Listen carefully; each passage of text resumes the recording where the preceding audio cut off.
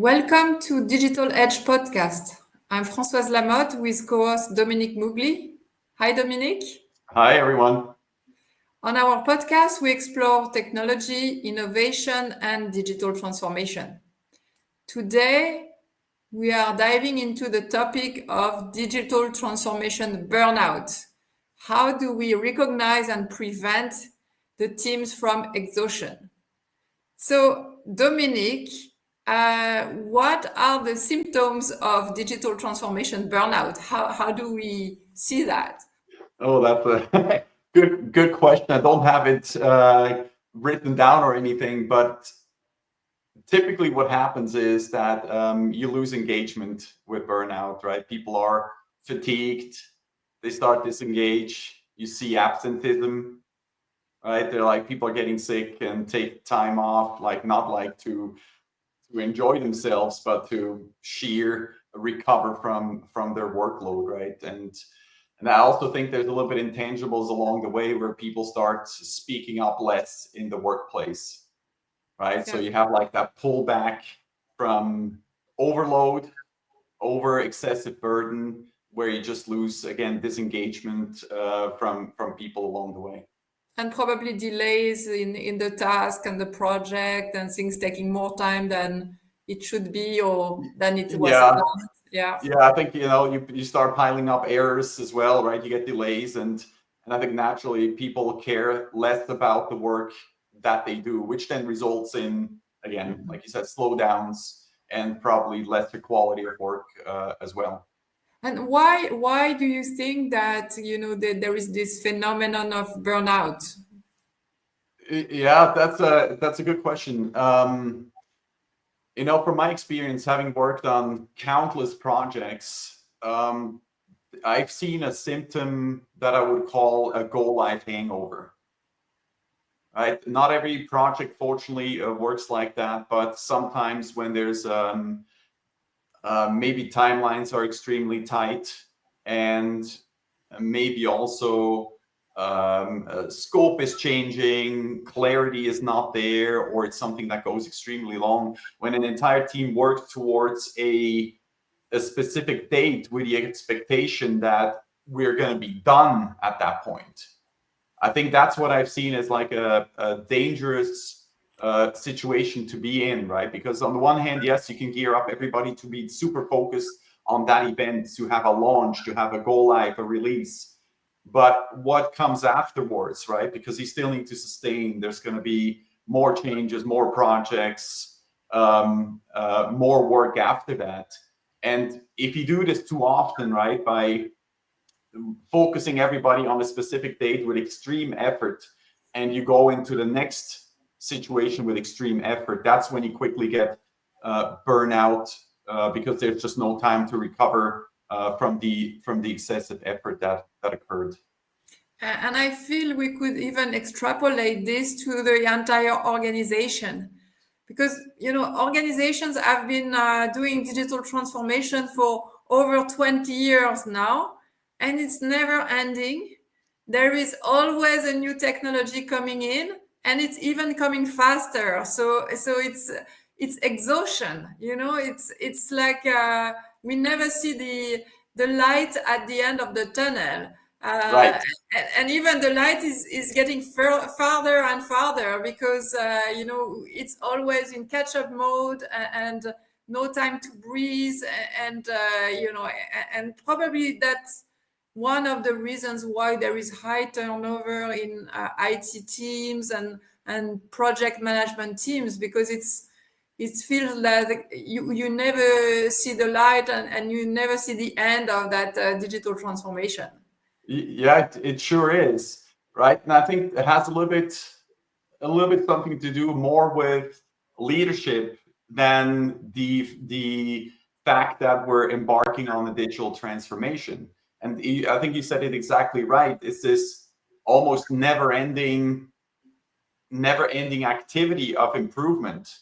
And I think the pitfall is for many organizations, right? Going back to the example of drilling into this one event that is the ultimate critical delivery, and everybody focuses on that. And as soon as you're done with that, you gear everybody towards the next all-encompassing, most important thing we've ever done. I mean, people are smart. They catch on to that, right? And if you do this too often, you're going to end up exactly at that point, right? People don't believe it anymore. There's, again, are burned out. They're exhausted. And So, setting those expectations, I think, up front of like, hey, this is really important, guys, but we're going to keep going for another 2, 5, 10 years forever, basically. And I think that can go a long way. so I was going to say that now, I mean, we understand the issues. What would be best practices or recommendations that we could give either to a manager or to a chief digital officer to prevent that burnout from happening, or to reduce it if ever it happens? Yeah, I was talking to a friend of mine, Anand Nagarayan, and he he was an IT leader in his previous life, and he started a company that provided IT services, and he's now become a coach who helps people with career change and development and growth. And I asked him last time, I was like, hey, what kind of people reach out to you for help? Who do you work with?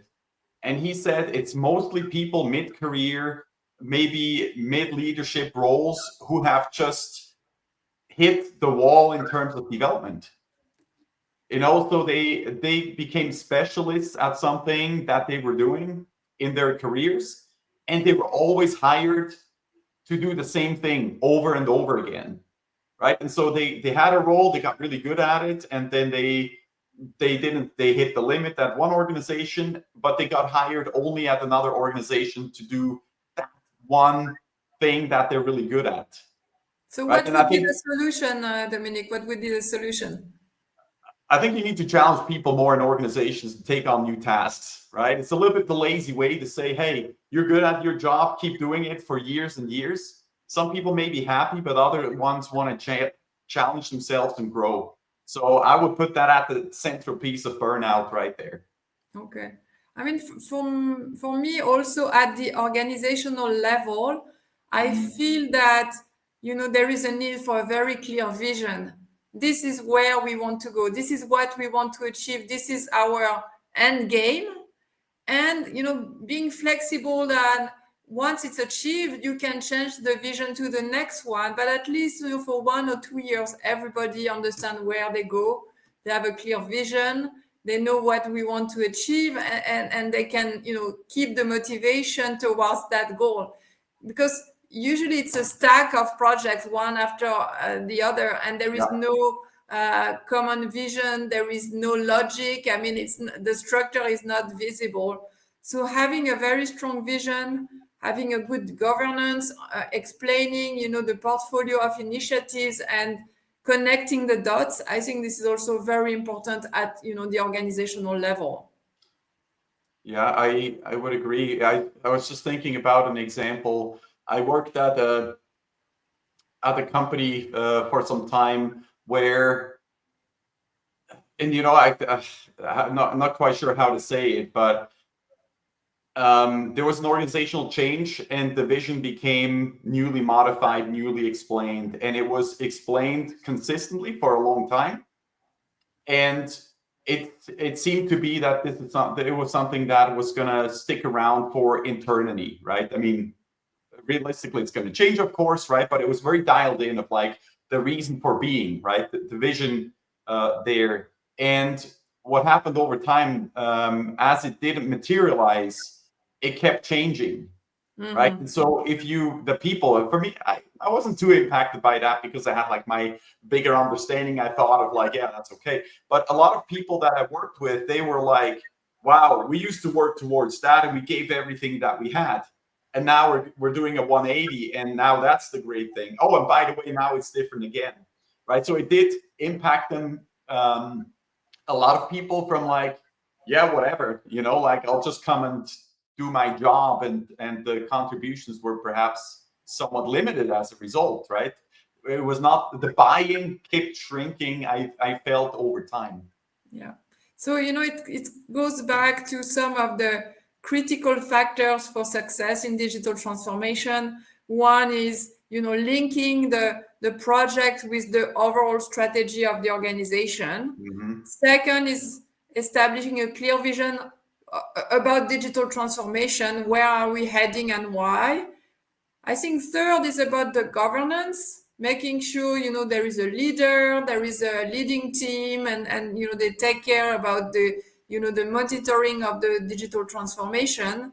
And I think the fourth aspect is obviously, the organization, whether it's about the resources or the priorities, and making sure that things are well communicated to everyone in the organization. And I often say to the participants in my class, it's only until you have put all those building blocks in place that you can start the projects. Don't rush into the project unless you have alignment with the strategy, the vision, the governance, and the action plan.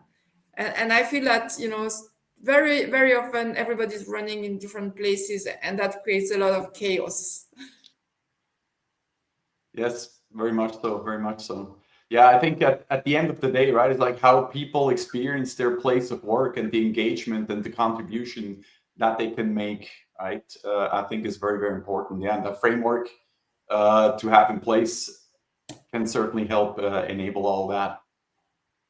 So probably, maybe my takeaway is that digital transformation burnout might not be very different than any other type of burnout. It's about communication, good management, taking care of the people. I think all these Mhm. are the necessary ingredients for digital transformation as well. Yeah, agreed. If you burn out and overload people, it's gonna happen. It's gonna happen anywhere. Super. Thank you so much for the discussion, Dominic. Good chat, Francois. So join us next time to discuss another exciting topic about digital transformation. Thanks Bye, everybody for everyone. watching.